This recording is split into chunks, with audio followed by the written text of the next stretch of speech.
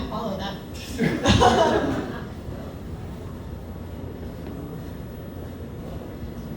So very much like him, I actually didn't want to write a speech.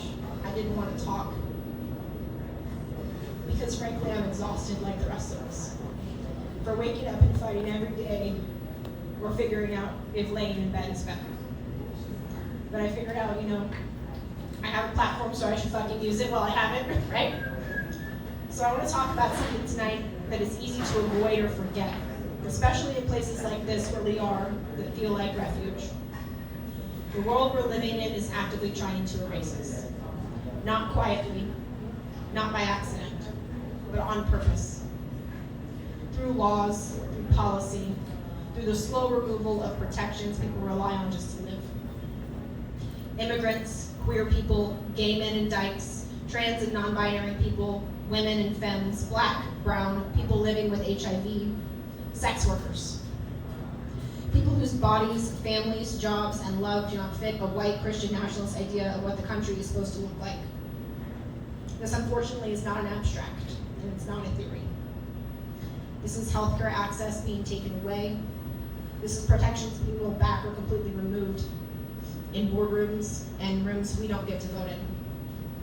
This is HIV medication becoming harder to access after decades of fighting to survive. This is our schools, our courts, and our systems quietly deciding who's worth protecting and who's not. And I want to be very clear about something.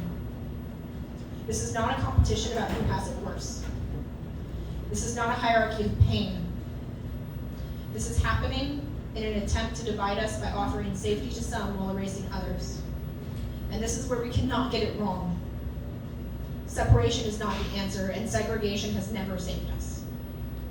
There is no version of this moment we are in now where we survive by pulling inward. There is no version where we decide who is respectable enough. There is no version where someone else takes the hit first so the rest of us are spared. We won't be. The people trying to erase us do not care what you believe. They do not care what you wear. They do not care how leather you are or aren't. They do not care how much money you make or who you fuck. If you do not fit the story they're trying to tell, you are under attack. And that story gets shorter every year. So instead of asking you to look outward first, I want you to look inward. Ask yourself, where in your life do you not fit that narrative? Where are you vulnerable in ways that you don't talk about? Where do you rely on systems that could be taken away quietly? Where do you have safety in your life that someone else, anyone else in this room, doesn't? Every person here has an answer to that. Now, once you find it, I want you to look around.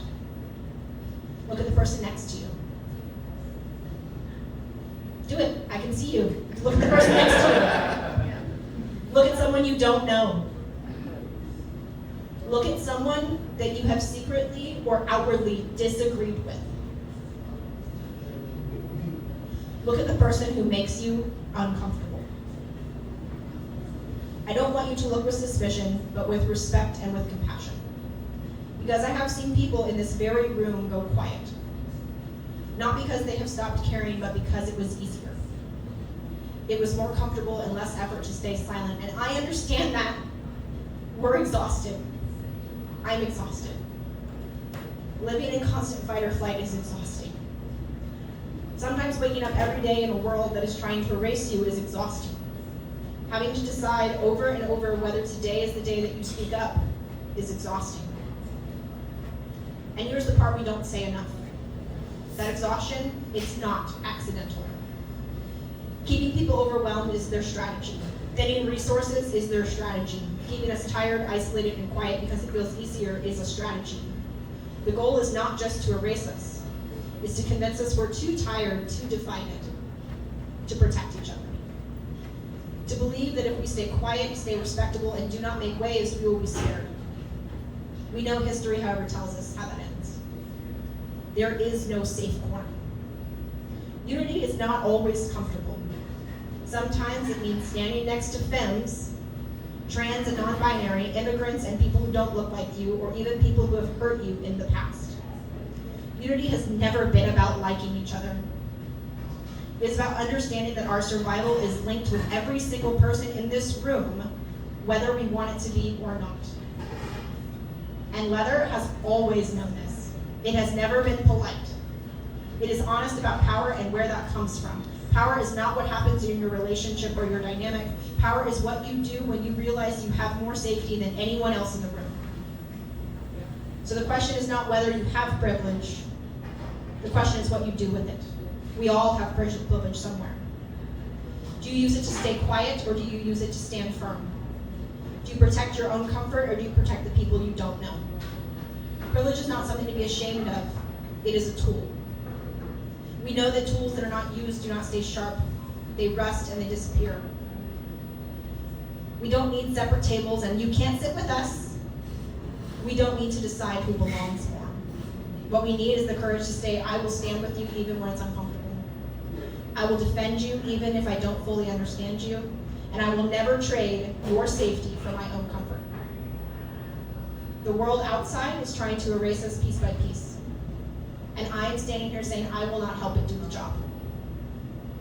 So look inward and look around you. We are not the same, and we never, ever will be. But we are in this together, and we always will be. Thank you.